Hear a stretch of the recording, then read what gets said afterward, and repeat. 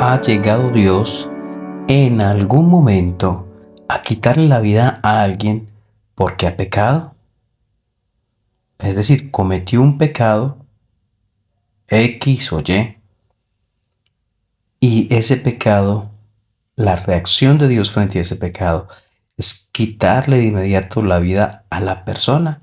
¿Ha sucedido eso alguna vez? Y si es así, ¿qué nos enseña esto de Dios? Bienvenidos a Conociendo a Dios. Salmo 38 nos habla de Judá, uno de los hijos de Jacob, uno de los 12 hijos, hermano de José, de quien hemos estado hablando. Judá, para el tiempo en que José fue llevado a Egipto, no conforme a la voluntad de él, sino contrario a su voluntad, a fuerza fue llevado hasta Egipto. Para aquel tiempo, Judá dice, capítulo 38, versículo 1, que Judá se apartó de sus hermanos. ¿Por qué lo hizo? ¿Por qué se apartó de sus hermanos? No lo dice. Algunos han llegado a pensar que se sentía mal por lo que había pasado con José y quería por eso apartarse, alejarse de su familia. No lo sabemos, no dice la razón, pero lo que sí dice es la situación. Él, Judá, se apartó de sus hermanos y se fue dice, a un adulamita.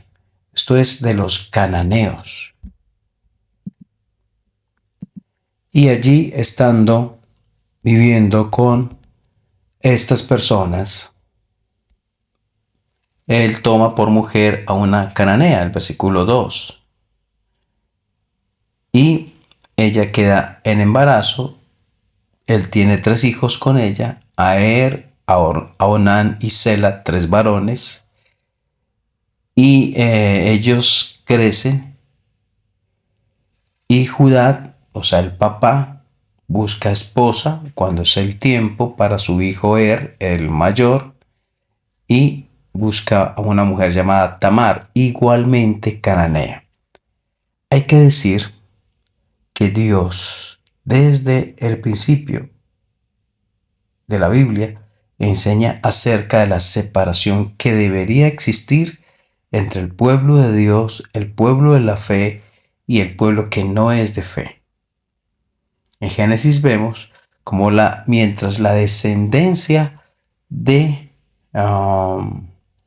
Caín y Abel estuvieron separadas, el mundo se guardó de mayor pecado. Sí había pecado, pero no de una manera extrema. Cuando las dos líneas generacionales se unen, entonces es que el mundo se llena aún más de pecado y después viene el juicio de Dios. Vemos en las escrituras en cuanto a Israel que Dios les dijo que se casaran con personas del pueblo, no con personas fuera del pueblo. Cuando llegamos a la iglesia en el Nuevo Testamento, la Biblia enseña que no se unan en yugo desigual con los incrédulos. Al parecer, Abraham había entendido que Dios quería que se unieran un hombre y una mujer que compartieran la misma fe. Cuando busca esposa para Isaac y le pide al siervo, quien va a hacer la tarea de buscar esposa para el hijo de Abraham, Isaac, que se vaya a la tierra de donde es Sara, esposa de Abraham. O sea, de la misma familia de la esposa de Abraham, quiere que de esa familia se consiga esposa para Isaac, y así sucede. Luego, cuando nace Jacob, hijo de Isaac, cuando es el tiempo, crece, Isaac le manda igualmente a que de la familia de Rebeca, esposa de Isaac, se vaya a la tierra de ella y de ahí la misma familia busque esposa para él, y cosa que también sucede. Pero cuando vemos a uno de los hijos de Jacob, a Judá, vemos que él no va y busca esposa para él de la familia de Raquel o de Lea, sino que busca esposa en una cananea. Gente que no creía en Dios, gente que era idólatra y que tenía costumbres paganas. Él se unió a una cananea, tuvo hijos allí y luego cuando está su hijo la esposa que le busca también es cananea. Pero Dios insiste, no os unáis en yugo desigual. Y ya llega el versículo 7, dice, y el primogénito de Judá, fue malo ante los ojos de Jehová, y le quitó Jehová la vida. Aquí vemos, no dice qué pecado cometió, no dice que mató, abusó, violó, no sabemos qué pecado, pero a los ojos de Dios fue algo delicado, fue malo ante los ojos de Jehová. Y lo importante no es que somos frente a los ojos de las personas, lo importante es que somos frente a los ojos de Dios, y Dios no tolera el pecado. Y Dios ha actuado en juicio contra el pecado, incluso le ha quitado le ha quitado la vida a las personas por su pecado.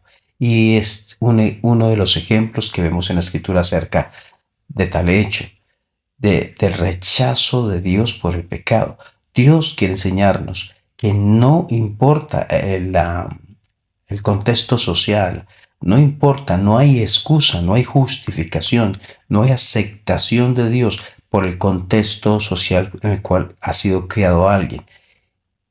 Si es pecado, es pecado. Aquí en la China, donde sea, de acuerdo a los parámetros divinos.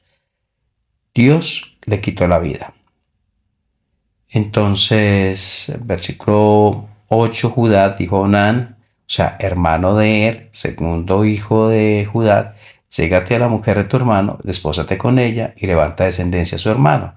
Esa era la ley del levirato, es decir, el hermano murió sin tener hijos.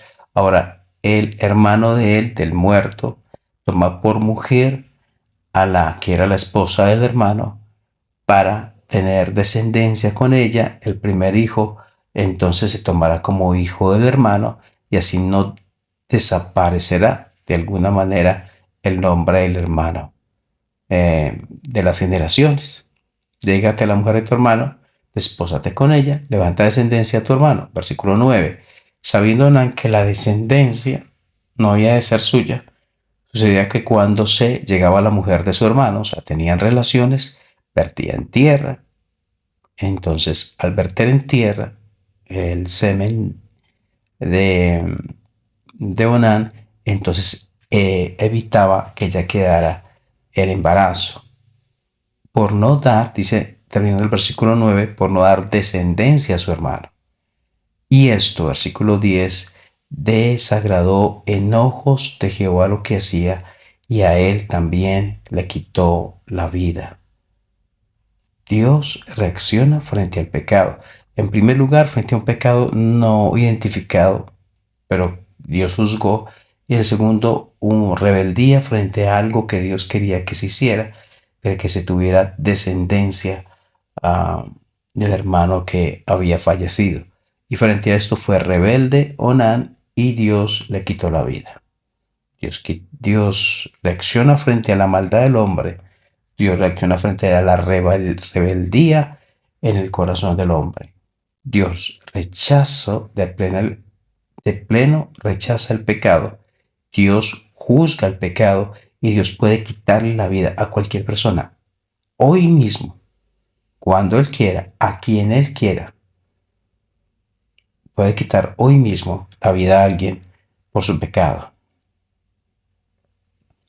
Aquí vemos cómo Dios juzga.